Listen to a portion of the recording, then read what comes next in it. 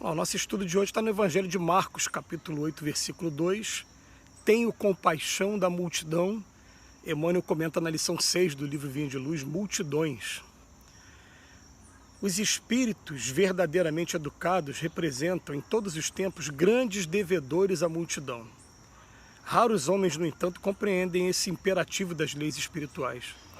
Em geral, o mordomo das possibilidades terrestres, meramente instruído na cultura do mundo, esquiva-se da massa comum ao invés de ajudá-la.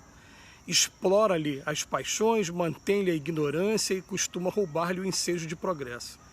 Traça leis para que ela pague os impostos mais pesados, cria guerras de extermínios em que deva concorrer com os mais elevados tributos de sangue.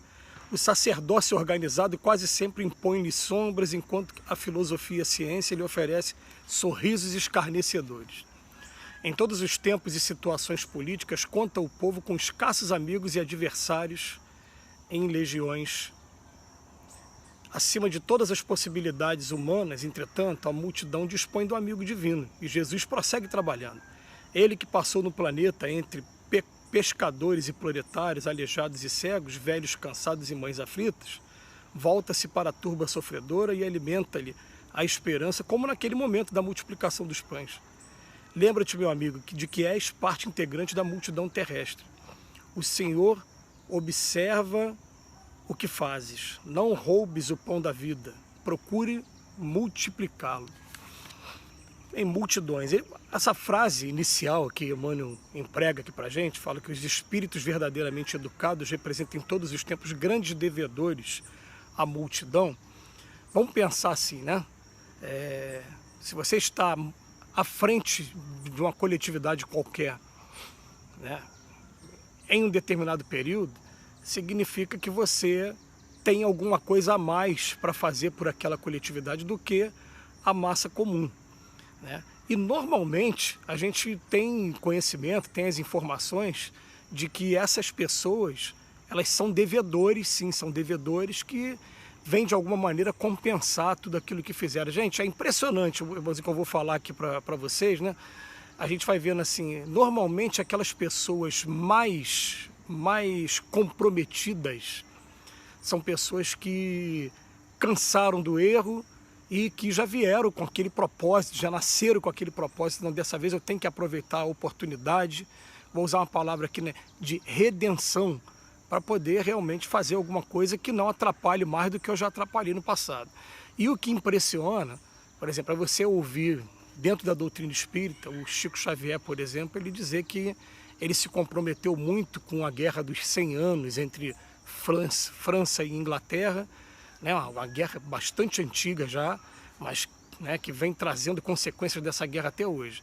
A gente ouviu o nosso querido Divaldo Pereira Franco, que ainda está aqui, né, vivo, encarnado entre a gente, dizer que ele foi inquisidor na França absolutista no século XVI, século XV, e quando a gente conhece alguns dirigentes de casa espírita que, quando eles lembram do passado, a grande maioria, né, vem falar de abusos cometidos à frente de religiões ou à frente de política. Eu tive a oportunidade de fazer um estudo recentemente sobre política no espiritismo e estava lembrando que do livro Coração do Mundo, Pátria do Evangelho, um livro escrito por Chico Xavier através do espírito Humberto de Campos, o 6º livro escrito por Chico Xavier. Ele vem dizer que o Brasil seria o lugar onde aqueles que falharam no passado teriam novas oportunidades, porque a árvore do Evangelho estaria sendo desviada da Europa pré-Primeira Guerra Mundial, Segunda Guerra Mundial, que trouxe um estrago muito grande, né? Por isso que veio para cá, e os espíritos estariam sendo trazidos para cá para iniciar o seu trabalho.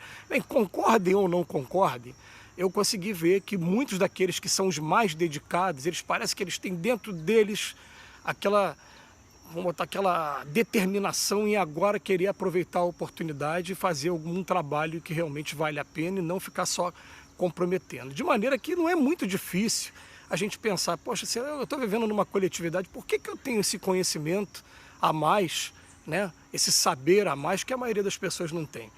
É realmente para fazer alguma coisa pelo povo. Mas ele vem dizer aqui para a gente que são raros homens que compreendem esse imperativo das leis espirituais. Você vê que a gente consegue encontrar mentes intelectuais com uma capacidade muito grande, mas que esbarram nesses problemas aqui. Eles estão instruídos, né, na cultura do mundo, mas esquiva-se da massa comum ao invés de ajudá-lo. Explora as paixões, mantém a ignorância, costuma roubar o ensejo de progresso, faz leis para que eles paguem o imposto mais pesado, então cria guerras de extermínio, fazendo muito derramamento de sangue. Infelizmente é uma sina nossa aqui na Terra, né? Depois ele fala do sacerdócio organizado, né? Em todos os tempos e situações políticas o povo conta com escassos amigos e quando é adversário, tem adversários em legiões. Essa é uma característica nossa aqui mesmo, não tem jeito.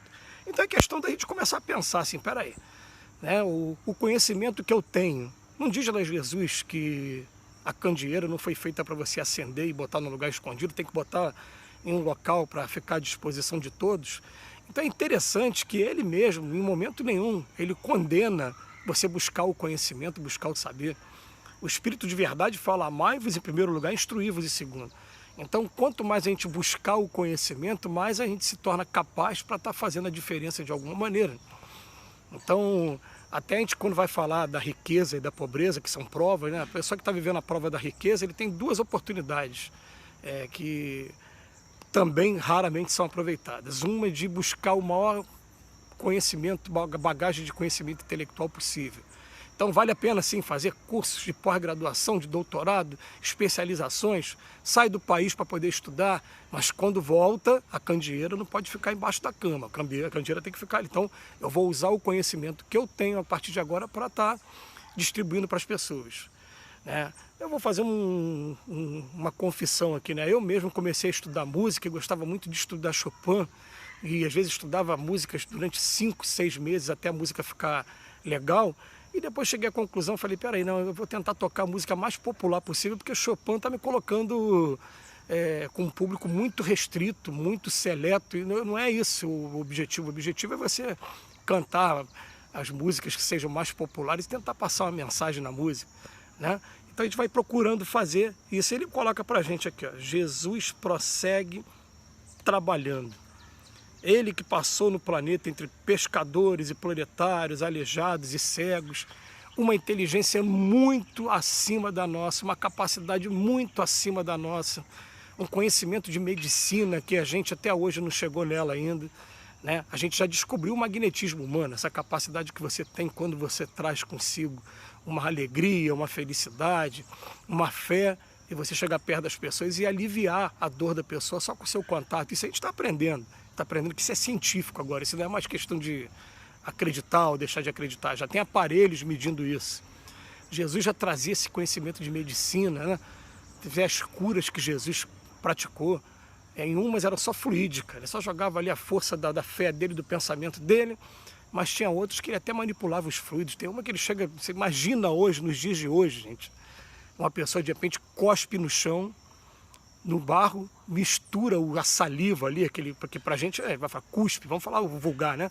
Misturou saliva com barro, passou do olho da pessoa, 1, 2, 3, 4 vezes até ela enxergar. Está no Evangelho, foi Jesus que fez isso. Um conhecimento de medicina muito além do que a gente tem. E, no entanto, ele veio para cá, como diz, né? Se fez humilde, veio para cá, se fez homem igual a gente, para poder deixar fazer a diferença. E nós não estamos ainda nem no pezinho de Jesus. Jesus já falou para a gente, sois deuses. Tudo que eu fiz vocês podem fazer e ainda muito mais, só depende de vocês. Deu a palavra de incentivo para a gente e a partir do momento que a gente começa a praticar o Evangelho, a gente vai sentindo realmente a diferença, vai sentindo que realmente dá para fazer algumas coisas. Mas a gente vai colocar aqui, né? A gente precisa se compenetrar disso. Se a gente tem qualquer conhecimento, não é um privilégio, não. É missão. Vamos pegar, quem tiver curiosidade, no Evangelho segundo o Espiritismo, bota no Google aí, missão do homem inteligente na Terra, né? Vamos ver o que a gente escolhe. Se a gente escolhe deixar a diferença no meio social que a gente vive, com o conhecimento que a gente tem, ou se é provocar derramamento de sangue, provocar discórdia, e depois, através da lei de causa e efeito, ficar preso, amarrado, para no futuro ter que reparar tudo, né? E ter que fazer tudo. Então ele bota aqui, o Senhor observa o que fazes, não roubes o pão da vida, procura multiplicá-lo. Que Jesus nos abençoe hoje e sempre, e a gente agradece muito ao Espírito de Emmanuel.